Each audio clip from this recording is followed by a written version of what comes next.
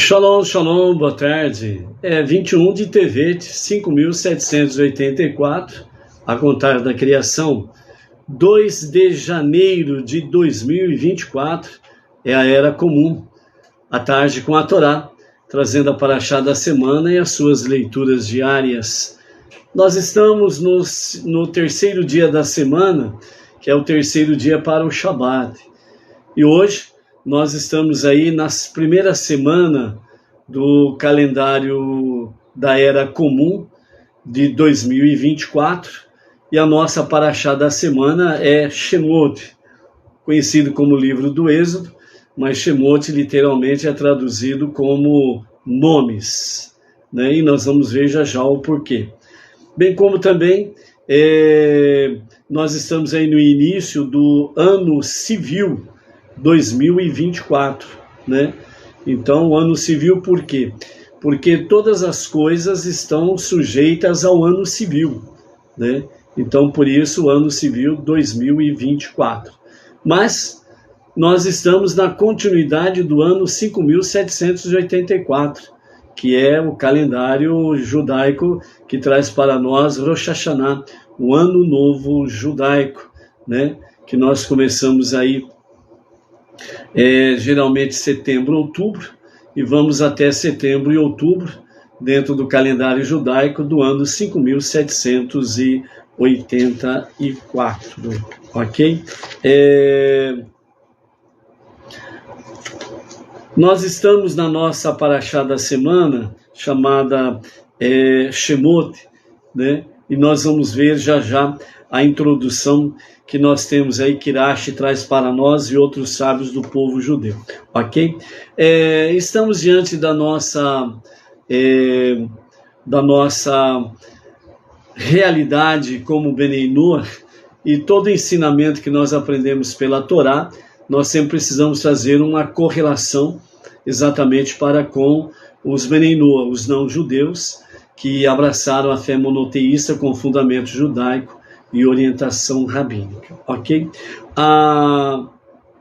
No momento da revelação no Monte Sinai, Deus deu a Moisés, ao povo judeu, a missão de mostrar e orientar todos os povos da terra o caminho para servir a Deus. Muitos fatores, como por exemplo o exílio, que é o que está no foco principalmente nessa Parashá da semana, as perseguições históricas contra o povo judeu através dos milênios, impediu de que esta missão fosse levada adiante, né? Levar o monoteísmo com fundamento judaico e orientação rabínica através dos milênios, o que foi possível agora, principalmente depois da década de 1960 para cá.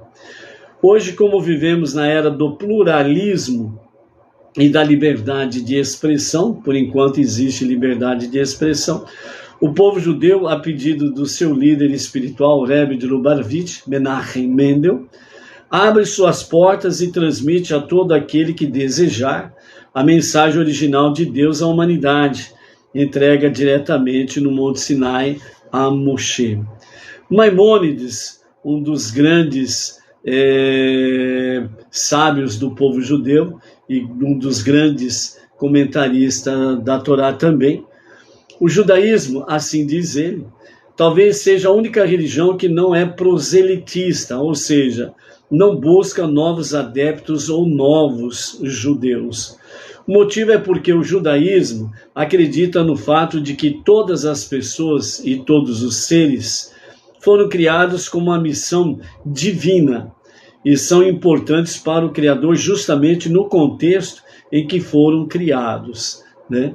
Então Maimônides, ele discorre sobre o fato, dizendo que o judaísmo, ele não sai por aí de porta em porta, esquina em esquina, janela em janela, chamando as pessoas para se converterem ao judaísmo. Muito pelo contrário, eles nem incentivam conversão ao judaísmo, certo? Por quê? Porque acredito que cada um foi criado por Hashem, foram criados, né, pelo Eterno, cada um dentro da sua configuração, para servir a Deus da melhor forma possível, né? É através do povo judeu que vem o conhecimento da verdade que liberta, que é a Torá, né? Os escritos do Tanar, para orientar a nossa jornada monoteísta com fundamento judaico e orientação rabínica. Então, Maimônides continua dizendo: uma pessoa que guarda os preceitos ordenados por Deus a toda a humanidade é chamado de Ben Noach, ou seja, filho de Noé. É amado por Deus, está cumprindo a sua missão neste mundo, está contribuindo ativamente para a redenção final e terá também parte no mundo vindouro, a vida eterna. Além disso, um Ben Noach, que assume para si a doutrina noética, as 7 leis de Noé, ou as 7 leis universais, ciente de que estas leis foram ordenadas por Deus a Moisés no Monte Sinai, eles têm o status de serem chamados de justo entre as nações. O nosso Rebbe Menachem Mendel, o líder espiritual máximo da nossa geração, ele diz o seguinte: de acordo com várias profecias, na era messiânica, todos os povos se voltarão para o Deus de Israel e buscarão junto ao povo judeu orientação e direcionamento. Segundo está escrito em Zacarias capítulo 8, versos 22 e 23, que diz: e virão muitas nações e povos extremamente numerosos, procurar o Deus dos exércitos em Jerusalém e buscar a face do Eterno. Assim disse o Deus dos exércitos: naqueles dias segurarão 10 homens de todas as línguas dos diferentes povos nas bordas das roupas do judeu e dirão: iremos com vocês, pois Deus está com vocês. Também está escrito em Isaías capítulo 2, verso 3. E irão muitos povos e dirão: vamos subir ao monte do Eterno, a casa do Deus de Jacó, para que nos ensine os caminhos do Eterno, para que possamos seguir sua direção. Pois de Sião sairá a Torá e a palavra do Eterno de Jerusalém. Isaías capítulo 2, verso 3. E aqui o profeta Isaías, expressando a vontade divina, fala bem claro, que subir ao monte do Eterno. Onde que é o monte do Eterno? Jerusalém. Não tem outro. Não é Meca nem Roma, ok? Por exemplo. Também Maimônides escreve nas Leis de Reis, no capítulo 2, verso 4, dizendo: ele, o Mashiach, consertará o mundo inteiro para servirem ao Criador junto com os judeus, como está escrito em Sofonias 3:9. Naquele dia transformarei todos na mesma linguagem para evocar o nome do Eterno e os servirem em uníssono com os judeus, como escreve Maimônides em livros de Leis de Reis, capítulo 2 e parágrafo 4, ok? Então, naquele dia, nos dias de Mashiach, a redenção final, o hebraico será a língua universal. Todos aprenderão o hebraico facilmente, porque é Lashon Kadosh, é a língua santa, onde se louva a Deus de forma correta, sem nenhuma idolatria e muito menos com palavras dúbias, duvidosas, e muito menos com palavras de idolatria, ok? Então, é nesse sentido que nós temos aí, de fato, a nossa missão como Benei Noach, filhos de Noé, ok? Então, por isso, na descrição do nosso shiur está aí a plataforma Benei Noach Brasil, onde você que ainda não é inscrito pode se inscrever, cadastrar-se, e ali você terá acesso aos 6 primeiros vídeos que falam exatamente sobre a criação, que coisas que você nunca ouviu falar sobre a criação, você vai ver ali com o nosso Rav Yaakov Geranstadit. Depois disso você tem o acesso a fazer a carteirinha Benei Noach, e você realmente ser direcionado a um grupo Benei Noach o mais perto de você, uma comunidade Benei Noach ou uma sinagoga Benei Noach regional, ok? Então quem não é inscrito, entra lá, na primeira página eles pedem apenas o seu telefone celular e você cria uma senha né, você cria uma senha pessoal. Aí você vai bem abaixo da página, bem abaixo mesmo da página, e lá está escrito cadastrar-se. E aí você se cadastra, assiste os 6 primeiros vídeos, aí depois você faz a sua carteirinha, e em seguida você tem acesso a outras dezenas de vídeos para você estudar, né? Entre elas tem ali, por exemplo, os estudos sobre as bênçãos alimentícias, né? Para que você possa fazer as bênçãos alimentícias também, né? Então a plataforma Bnei Noach Brasil é realmente para todos os não-judeus que querem servir a Deus realmente com uma orientação rabínica, porque tudo ali é com a orientação rabínica do nosso Rav Yaakov Gerenstadt, né, da sinagoga Chabad de Brooklyn, São Paulo. O nosso rabino, ele é do Chabad, ele é ortodoxo, né? Então nós estamos seguindo as orientações do nosso Rav Yaakov Gerenstadt. E é um judeu nato, né? Realmente fez a Yeshivá, a escola para rabinos, né, nos Estados Unidos, ali na escola do nosso Rebbe Menahem Mendel, se formou ali também, né? Então, não é uma yeshivá inventada por não-judeus que fazem as suas, entre aspas, escolas, né, nomeiam os seus rabinos, etc. e tal, e não tem nada a ver com os rabinos originais, né? Então, acaba ficando aí uns rabinos estilo lá Paraguai, né? Então não é por esse lado aí não, ok? O monoteísmo com fundamento judaico e orientação rabínica é muito importante, isso daí sem sombra de dúvidas, ok? Baruch Hashem aí. Estamos aí com a Edilane Minorello, né, o marido Claudemir, aqui da Sinagoga Bnei Noach Regional Bauru, a Maristela Maciel e o marido Ronaldo, da cidade de Raul Soares, Minas Gerais. Temos a Roseli Carvalho, de Santa Catarina, o Adão Faustino da Costa, né, de Montes, como que é mesmo? Montes Claros, não, da cidade Montes, esqueci o restante aí, Adão, coloca para nós aí, que também é Goiás, se não me falha a memória, né? O Jandir Dias é de Campo Grande, Mato Grosso, né? Baruch Hashem, que está por aí também, né? Temos também a Sônia Maria de Souza, de Tangará da Serra, no Mato Grosso. José Medardo, de Paris, na França, né? À tarde com a Torá, chegando lá na França, Baruch Hashem. Temos a Rachel Yafarach, ela é da cidade de Haifa, Jerusalém, ali em Israel, melhor dizendo, né? Haifa em Israel, né?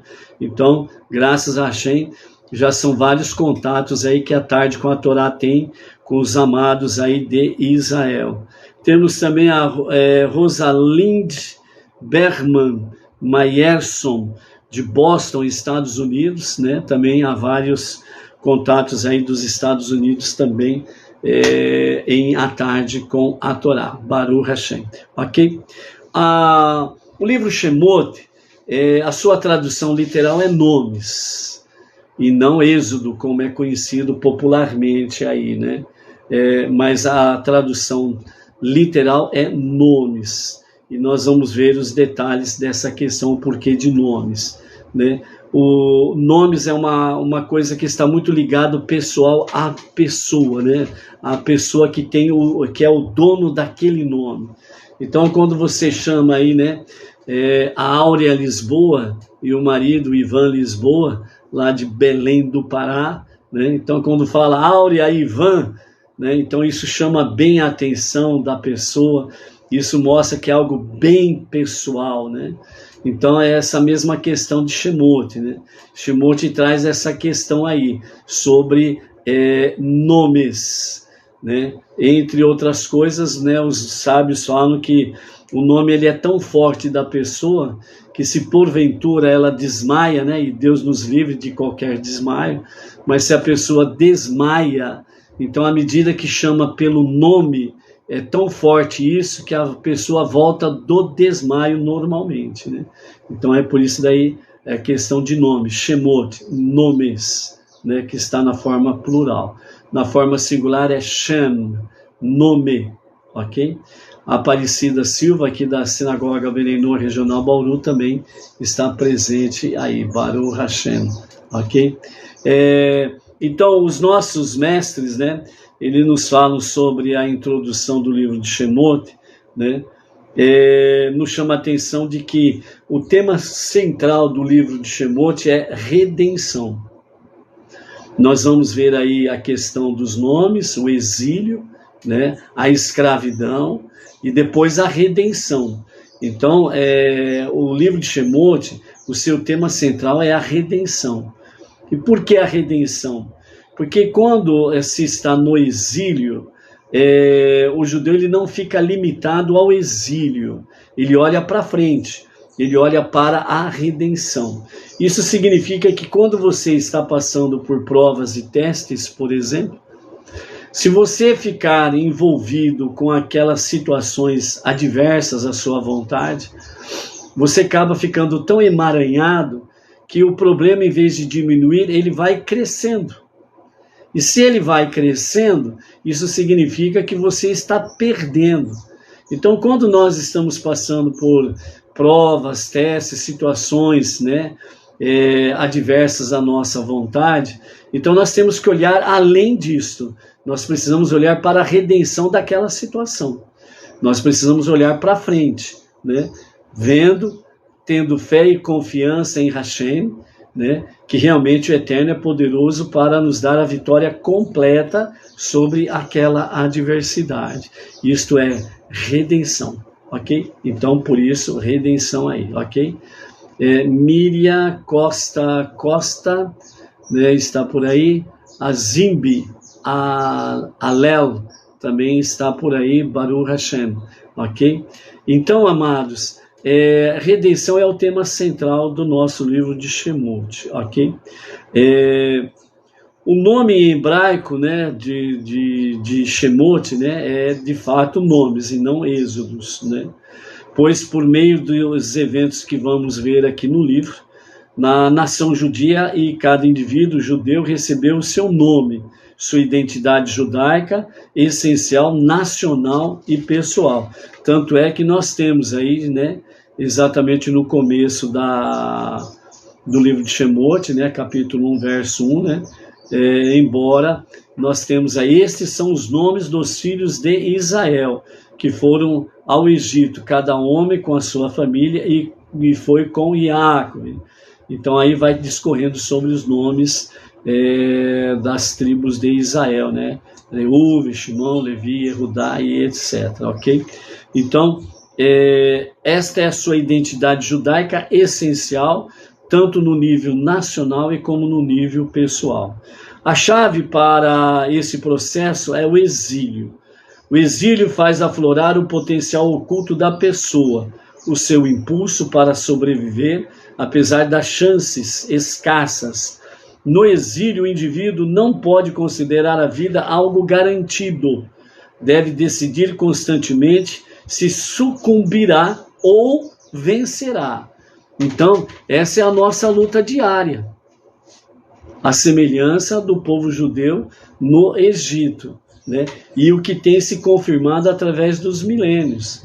Então, a vida em si não é algo garantido. Por quê? Porque diariamente nós precisamos constantemente decidir: eu vou sucumbir ao sistema que é depressivo, maligno, destrutivo e com as suas múltiplas facetas, ou se eu vou vencer, que também tem as suas múltiplas variações, ramificações, certo? Então, por isso, emuná e bitalon, fé e confiança, certo? Então, essa é a nossa luta diária, e diariamente nós temos que decidir essa verdade.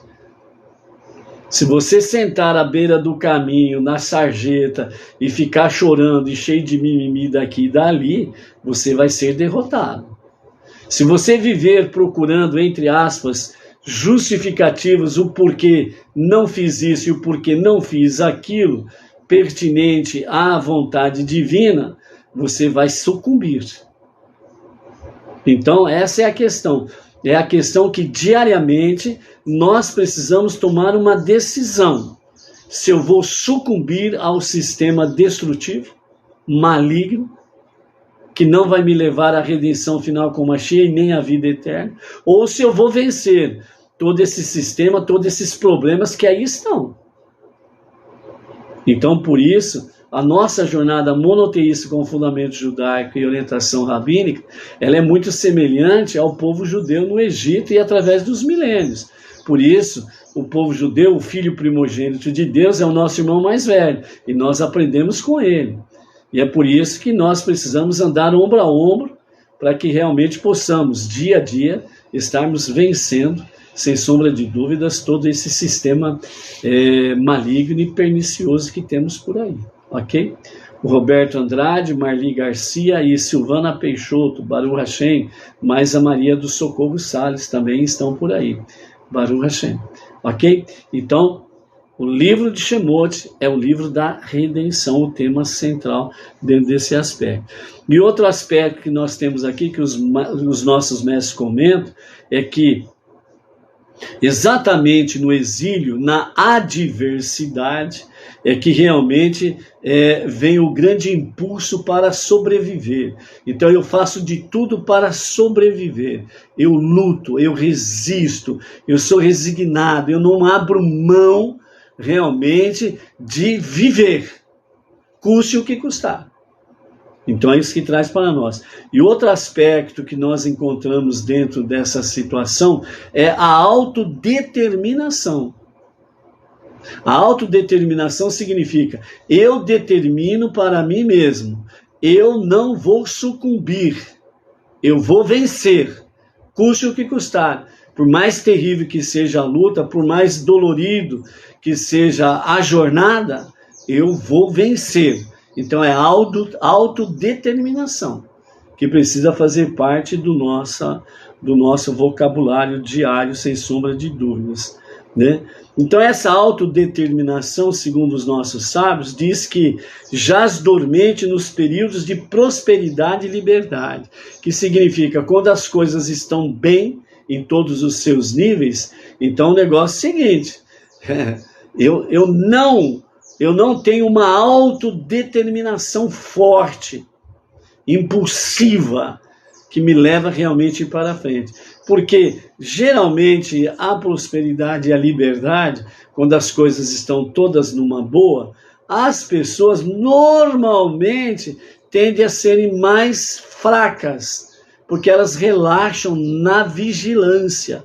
Então por isso que realmente o soberano dos mundos, o único Hashem Tsevaot e o Senhor dos Exércitos, ele realmente vem e permite adversidades para que nós possamos realmente enfrentarmos as labutas, as lutas, as adversidades, os desafios, os testes, para que nós possamos ter uma autodeterminação forte, determinante, de não ceder ao sistema, mas sim resistir e vencer, custe o que custar. Então, por isso, essa autodeterminação, ela fica dormente quando as coisas estão tudo numa boa, está tudo tranquilo, as pessoas dão uma relaxada dentro desse aspecto. Por isso, segundo o rei Salomão, chamou o exílio do Egito de fornalha de ferro, né? Onde nós temos aí a menção, né, de Salomão, né, em 1 Reis, capítulo 8, verso 51, que chamou de fornalha de ferro. Ele queimou e desse modo removeu a crosta que cobria a alma judia inata, né? Ou seja, a fornalha de ferro veio fazer com que a alma judia inata ela viesse aflorar. Por quê? Porque depois da morte dos irmãos de Yosef e a própria morte de Yosef, o ocultamento físico desses grandes líderes sadiquim do povo judeu, o povo judeu relaxou. A prosperidade e a liberdade era muito grande. Então eles começaram a se misturar com os egípcios, partiram para o centro do Egito, onde ali começaram a se envolver com idolatria, começaram a se envolver com promiscuidades, etc, etc, etc, né? E aí o relaxamento acabou virando libertinagem, e aí eles acabaram caindo nas armadilhas, né, de uma liberdade não vigiada. Eles acabaram caindo dentro de uma prosperidade sem vigilância, no sentido de que tudo provém de Hashem, e acharam que tudo provinha deles mesmos. E aí relaxou em todas as suas defesas, e aí foram vencidos facilmente. E aí veio o exílio, tanto físico como exílio espiritual do povo judeu. Por isso, os mestres falam que esse exílio, tanto espiritual como realmente físico e espiritual, né? O exílio espiritual precedeu e precipitou o físico. Ou seja, primeiro vem o espiritual, depois o físico. E por que isso? Porque o espiritual é que nos fortalece, é que nos faz fortes, vigilantes, prudentes. É o nível espiritual que faz com que não venhamos cair nas armadilhas da idolatria, da promiscuidade, da liberdade, que transforma-se em libertinagem se não houver a devida vigilância. A prosperidade acaba virando luxúria para aqueles que não se preservam com modéstia, né? Então aí acaba virando realmente um navio de ponta cabeça. Aí é um Poseidon da vida, né? Vira de ponta cabeça e é só destruição, ok? Então por isso o exílio no Egito, ele começou no âmbito espiritual. No âmbito espiritual, o povo se tornou falho, perdeu aquele poder espiritual da vigilância, perdeu realmente a vida, a prudência espiritual. Então, o exílio físico foi algo natural, uma consequência do exílio espiritual. Então, o exílio físico dos judeus, né, que foi antecedido pelo exílio espiritual, quer dizer, a mentalidade do único Deus perdeu-se, né? Então, esse exílio físico dos judeus acarretou uma servidão opressiva e a perda de autonomia. O exílio espiritual foi uma escravidão aos costumes e valores da cultura hospedeira, ou seja, eles se entregaram completamente aos costumes e aos valores culturais do Egito e abandonaram os seus valores culturais e de costumes recebidos por Yaakov Avinu, o nosso pai Yaakov, ok?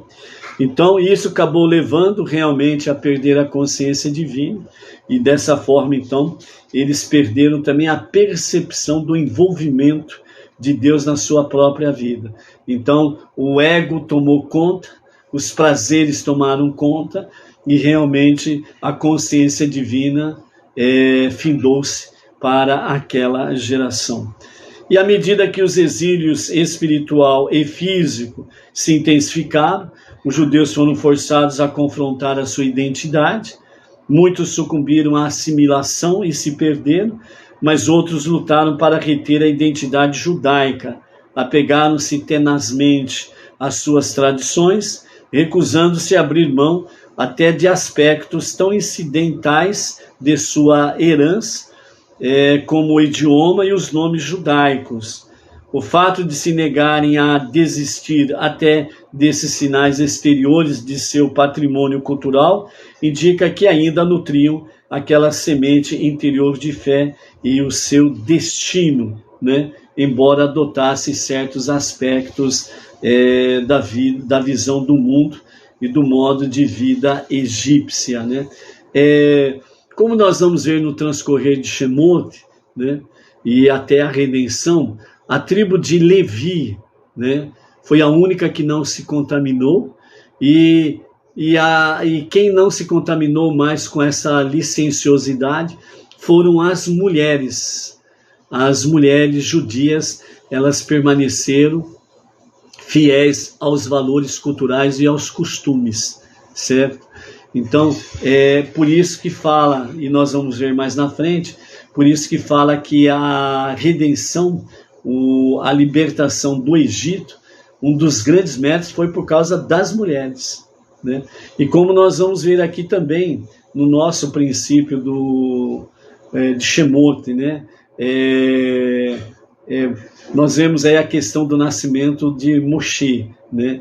Então, até alguns comentaristas falam que a Parashá, ela poderia ser chamada de o nascimento de um líder, né? Dentro da Parashá da Torá escrita, ok? Que ela traz de forma mais superficial a narração dos acontecimentos, né? Então, de forma mais superficial. Mas a Torá oral, ela vem e traz mais profundamente aquilo que está na Torá escrita, para entendermos melhor a questão da Torá escrita. E aí nós vamos ver, né, 6 mulheres que foram deslumbrantes nessa fachada do princípio de Shemot, né? 6 mulheres que marcaram uma liderança sem igual, né? Então nós vamos ver isso daqui a pouco também. Então, segundo os sábios, traz para nós 3 razões para os filhos de Yaakov serem listados novamente, né, pelos seus nomes. Primeiro é enfatizar, o segundo é informar-nos e o terceiro é dizer-nos. O que significa isso? Enfatizar que os judeus não trocaram seus nomes judaicos por nomes egípcios, isto é, não aceitaram assimilar-se totalmente à cultura egípcia. Ou seja, apesar de abandonarem, né, os judeus, né, os homens, abandonarem os valores e costumes, mas não abandonou a questão dos nomes, né? Então eles não permitiram que a assimilação fosse 100%, eles preservaram os seus nomes judaicos, que é a sua identidade. Segunda questão, informar-nos que Deus considera os judeus tão preciosos quanto as estrelas, as quais ele também conta pelo nome, quando elas vão para o exílio, ao romper do dia, e quando saem do exílio ao anoitecer. Ou seja, aqui, os sábios, eles falam que, assim como Deus conhece cada estrela, e cada estrela lhe dá um nome, assim ele conhece cada judeu, pelo seu nome. Assim como as estrelas, elas vão para o exílio ao romper da manhã, né? E retornam depois do exílio, quando começa o anoitecer, ou seja, voltam a brilhar. Então aqui está dizendo, está nos informando, né, que realmente o povo judeu pode ter momentos que aparentemente parece que foram apagados, mas na realidade não. Ao terminar o período do exílio, eles voltam a brilhar realmente ao anoitecer, né? Então, assim é o povo judeu até então. E assim o será para todos sempre. Amém, vem amém. E o terceiro item é dizer-nos que os judeus são essencialmente bons, pois a Torá apresenta pessoas justas com a frase, seu nome era. Então aqui nós vamos ver um detalhe interessante, que dizer-nos, segundo os sábios, significa que a Torá, ela sempre traz para com o povo judeu, dizendo por nome, Shemot, nomes. Ou seja, seu nome era Shimon, Yehudá, Levi, Yaakov, Avraham, Isaac, né? E assim sucessivamente. Então, toda pessoa justa, ela é mencionada da seguinte forma, seu nome era fulano de tal. Enquanto que as pessoas más é o inverso. Primeiro fala o nome e depois diz, era seu nome. Então, quando você vê na Torá, com referência a qualquer pessoa, escrito está, seu nome era X. Então, você saiba que essa é uma pessoa justa. Quando você lê o nome da pessoa e na sequência diz, era seu nome, porque era uma pessoa má. Era um perverso. Então, nesse terceiro item, dizer-nos, ele está falando exatamente sobre essa questão aí. Então, por isso, todas essas razões salientam o cerne inexpugnável da essência judaica, a semente, plantada por Avraham, que jazia dormente durante o exílio.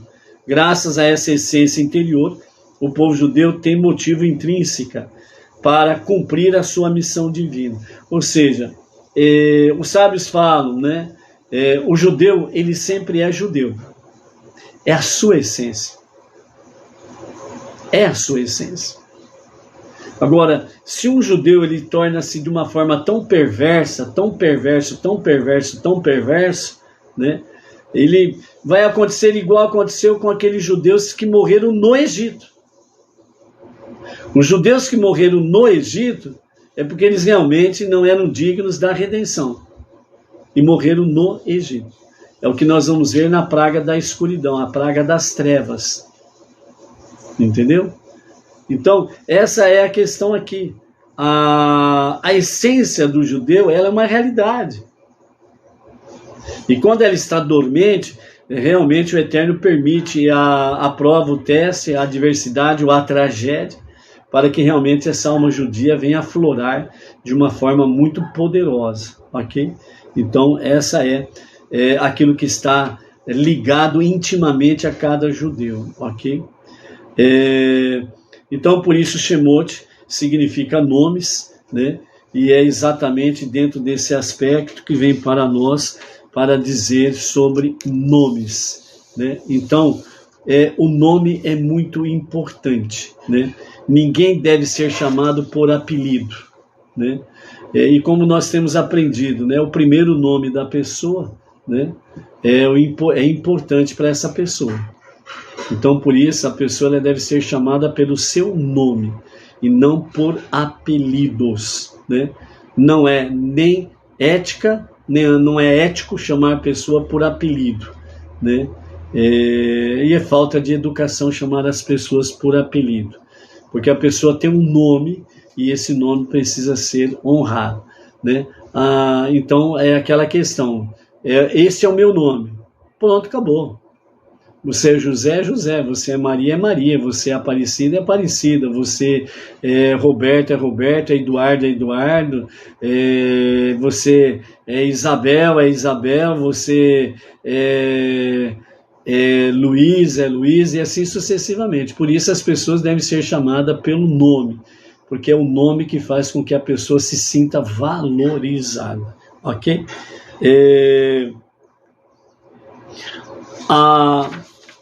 Como nós vimos aqui na nossa preliminar, né, nós temos 6 mulheres que foram realmente deslumbrantes dentro dessa nossa paraxá aqui, né, e nós queremos falar sobre essas 6 mulheres para o nosso início da nossa paraxá da semana. Nós temos Yocheved, que é a mãe de Moshe, temos Miriam, a irmã de Moshe, temos Sifrá e Poá, né? Sabemos que Sifrá é Yocheved, né? A mãe de Moshe, e Poá é a irmã de Moshe, a Miriam, que são as parteiras. E por que são mencionadas separadas, né? Yocheved e Miriam, e depois Sifrá e Poá, né?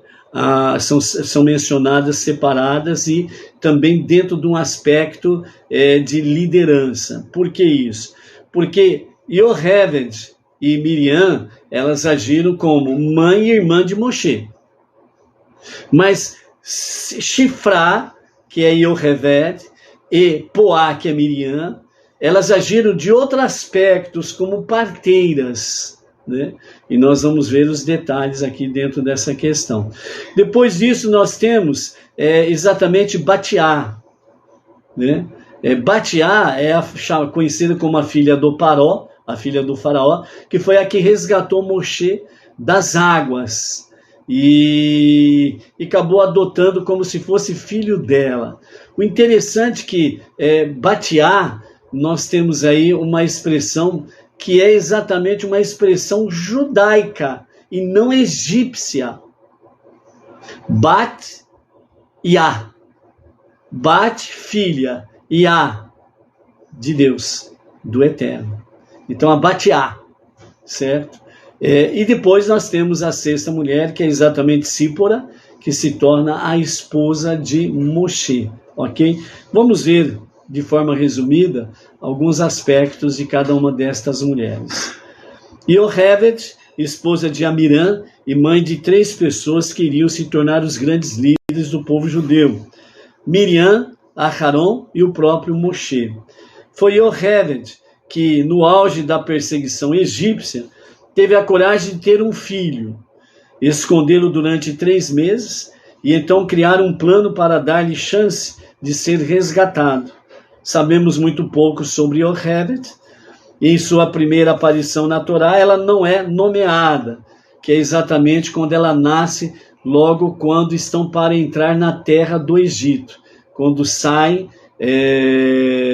de Canaã e descem para o Egito, né? Então, quando Iocheved, ela nasce um pouco antes de entrar na terra do Egito, ela completa as 70 almas que descem ao Egito, ok? Porém, lendo a narrativa, não temos dúvidas sobre sua coragem e habilidade. Não foi à toa que seus filhos todos se tornaram líderes, né? Ou seja, Iocheved, ela foi uma mulher corajosa e destemida. Nada e ninguém metia medo nela.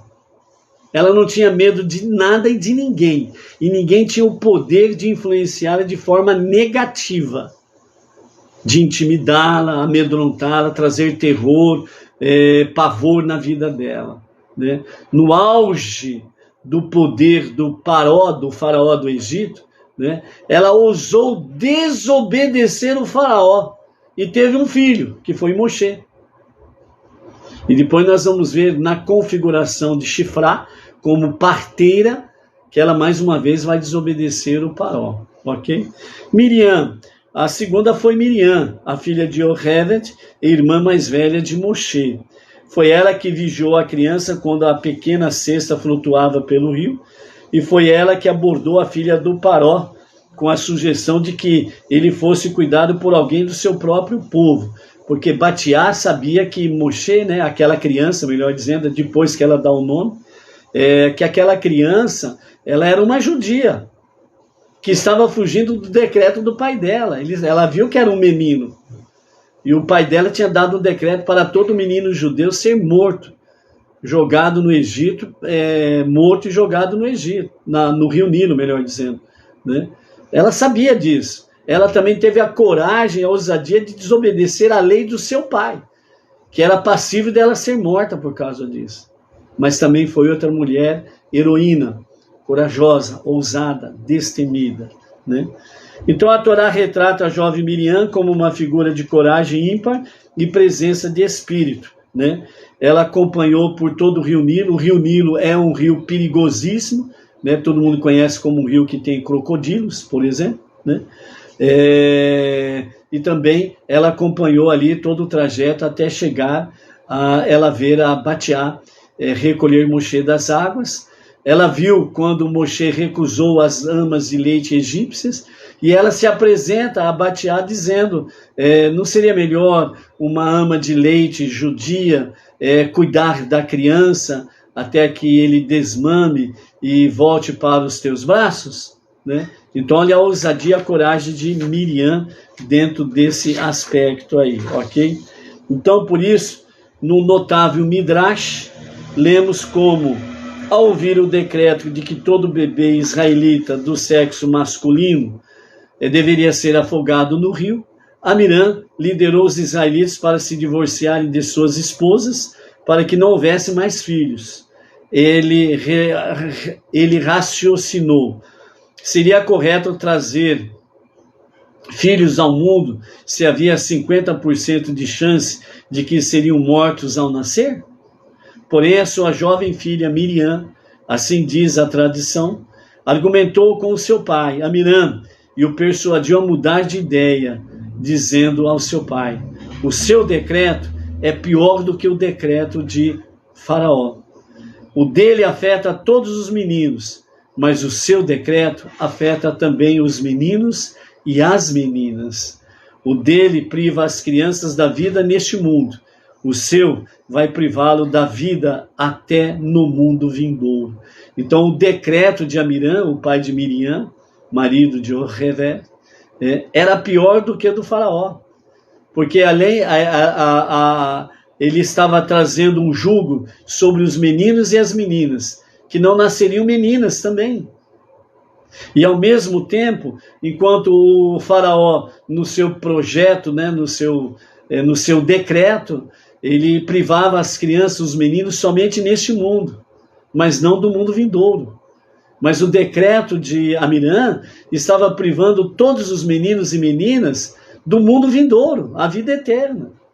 Então Miriam, ela foi uma grande heroína ao defrontar-se com seu pai e trazer o seu pai à razão, para ele reavaliar o seu decreto e mudar a sua intenção, o que foi feito posteriormente, e foi aí que realmente Moshe nasceu, ok? Então a Miriam cedeu aos resultados, né? Aliás, aos argumentos de Miriam, e como resultado Moshe nasceu. Depois nós temos Shifra e Puá, né? Shifra é Yocheved e Puá é Miriam, mas vamos ver aqui na configuração como parteiras, ok? Então nós temos aqui como outras duas mulheres, Shifra e Puá, né?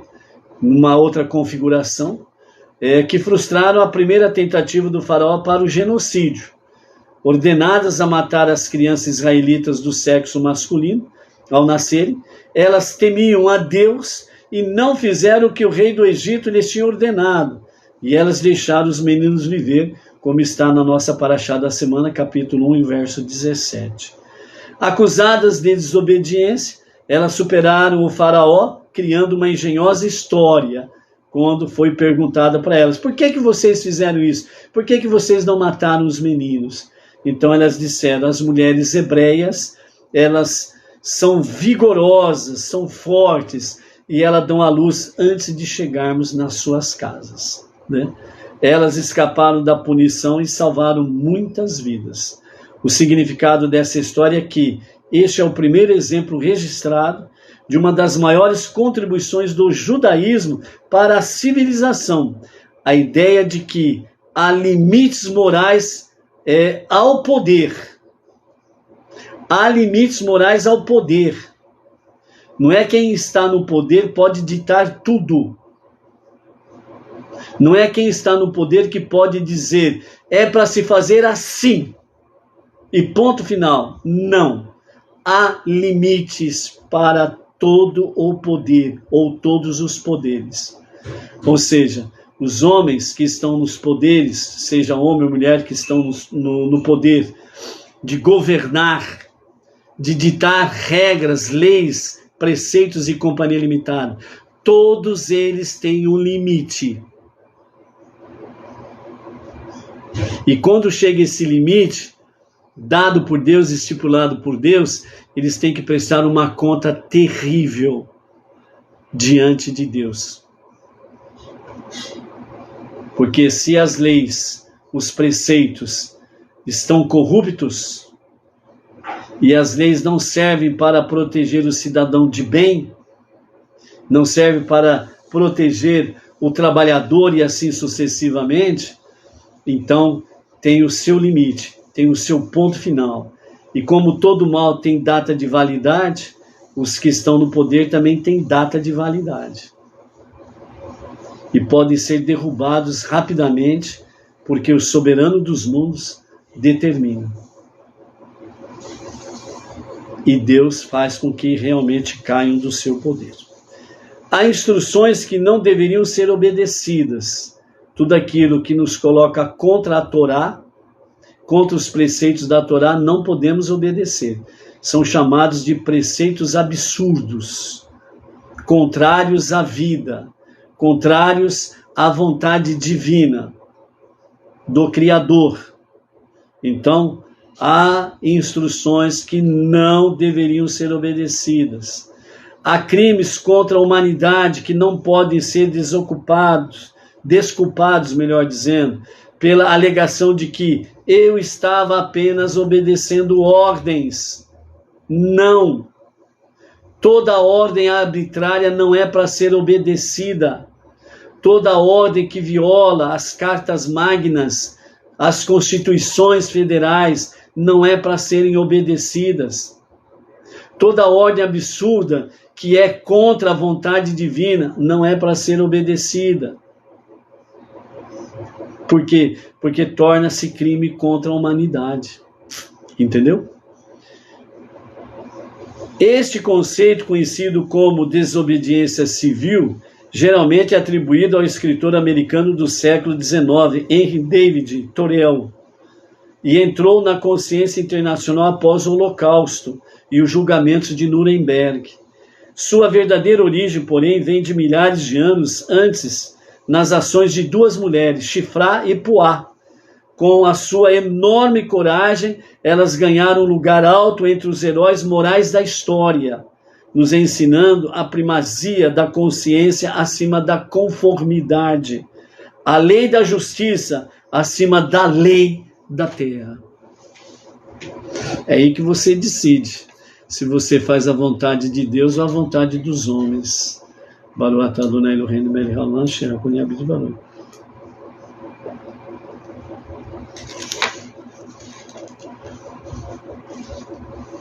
Toda ordem emanada de poderes que são arbitrárias, são ordens absurdas, elas não devem ser obedecidas. Porque a própria Constituição Federal diz isso. Entendeu? Então aqueles que obedecem ordens absurdas são também violadores do direito. E aí, aumentando essa praga, esse câncer, né, traz a questão da fragilidade do direito, onde as pessoas perdem o seu direito. E com a fragilidade do direito, né, o direito civil, o direito penal, ele, em vez de ser contra o que comete, o que transgride, né, comete crimes, né, e vem contra o cidadão de bem. Então, aí, como está escrito, né, no Salmo 82, né, os juízes, eles abalam os alicerces do mundo, né? E ao abalar os alicerces do mundo, o Criador, o soberano dos mundos, vai chamar para a prestação de contas. E aí não adianta mimimi, porque aí o juízo é sério. Depois nós temos quinta heroína, é a Tsípora, né? Esposa de Moshe, a filha de um sacerdote midianita. Ela mesmo assim estava determinada a acompanhar Moshe na sua missão ao Egito. Apesar do fato de que ela não tinha motivo para arriscar a sua vida numa aventura tão perigosa, numa passagem profundamente enigmática, vemos que foi ela quem salvou a vida de Moshe por realizar uma circuncisão do seu filho, que nós vamos encontrar lá no capítulo 4, versos 24 a 28. Né?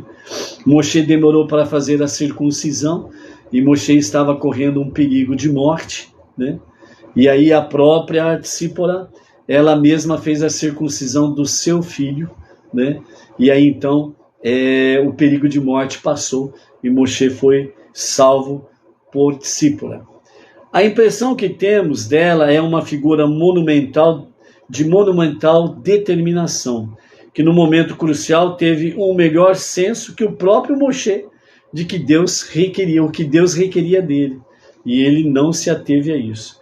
Existe, obviamente, uma tradição midrástica de que Shifra e Puah eram outros nomes de Yocheved e de Miriam, segundo o Midrash Sotá 11b. Ao vê-las como mulheres separadas, né, nós vemos aí essa questão, né, Yocheved e Miriam, e Shifra e Puah, né, dentro desse aspecto aí. Temos aí também, né, dentro desse aspecto aí, né, a sexta heroína, que é a Batiá, né, que significa filha de Deus. A partir disso, os sábios tiraram uma das suas lições mais marcantes. O Eterno, bendito seja Ele, disse a ela: Moshe não era seu filho, porém você o chamava de seu filho. Você não é minha filha, mas chamarei você de minha filha. Segundo, né, os nossos sábios, né, acrescentou que ela foi uma das poucas pessoas, segundo a tradição, que eram tão justas que entraram no paraíso durante a sua vida. Assim, na superfície, a Parashá de Shemot é sobre a iniciação da liderança de um homem notável. Mas apesar disso, né, abaixo da superfície daquilo que está na Torá escrita, está uma contranarrativa de suas mulheres extraordinárias, sem as quais não teria havido um Moshe. Elas pertencem a uma longa tradição de mulheres fortes no decorrer da história judaica, entre elas Débora, Hannah, Ruth, Esther, na Torá, né? E então Débora, Hannah e Ruth e Esther dentro dos escritos da Torá, e figuras religiosas da era moderna, entre elas Anne Frank, Hannah Senesh e Golda Meir, que estão dentro desse quadro aí, segundo os nossos mestres, né? Então, como então, se as mulheres surgem tão poderosamente como líderes, foram excluídas da lei judaica de certos papéis de liderança? Se olharmos cuidadosamente, veremos que elas, mulheres, foram historicamente excluídas de duas áreas. Uma foi a coroa do sacerdócio, a qual foi para Arão e os seus filhos, e a outra a coroa do reinado, que foi para Davi e seus filhos. Porém, esses dois papéis construídos sobre o princípio da sucessão da dinastia. Mas, a partir da terceira coroa, porque aqui chama de a coroa do sacerdócio, a coroa do reinado, e tem uma terceira coroa. A coroa, essa terceira coroa é chamada a coroa da Torá. Porém, na coroa da Torá, as mulheres não foram excluídas. Por isso que nós temos muitas delas que foram profetisas. E essas que nós acabamos de mencionar aqui, elas foram chamadas de profetisa também. Yocheved, Miriam, Shifra, Puá, Tsípora e Batiá. Foram líderes, não por causa da sua posição oficial que tiveram. No caso de Batiá, ela era uma líder, apesar do seu título oficial como princesa do Egito. Elas foram líderes porque tinham coragem e consciência. Elas se recusaram a ser intimidadas pelo poder ou derrotadas pelas circunstâncias. Foram as verdadeiras heroínas. E a sua coragem, até hoje, continua sendo, sem sombra de dúvidas, uma fonte de inspiração para todas as mulheres judias e para todas as mulheres não judias. Yocheved, Miriam, Shifra, Poá, Tsípora e Batiá, né? Sem essas mulheres, por exemplo, não haveria um Moshe, não haveria o povo judeu, e nós não estaríamos hoje onde nós estamos. A semelhança delas, outras tantas mulheres viveram realmente essa questão, não se deixaram vencer pelo sistema, muito pelo contrário. Provaram por A e mais B que fazer a vontade divina está acima de qualquer questão. Por isso, lembrai-vos realmente destas mulheres. E assim, amados, é a nossa introdução no livro de Shemot, nomes, ok?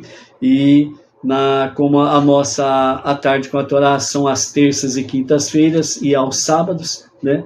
Na quinta-feira estaremos adentrando aí nos detalhes de Moshe, ok? Por aqui ficam os exemplos destas heroínas, que possam inspirar não somente as Bat-Noach, mas que possam inspirar todo Bnei Noach, no Brasil e fora do Brasil. Então, a nossa reverência às mulheres heroínas do povo judeu, às mulheres heroínas da era moderna, as mulheres heroínas entre as Bat-Noach, que logo, logo estaremos aí conhecendo as heroínas Bat-Noach também. Baruch Hashem, Shalom, Shalom, até lá.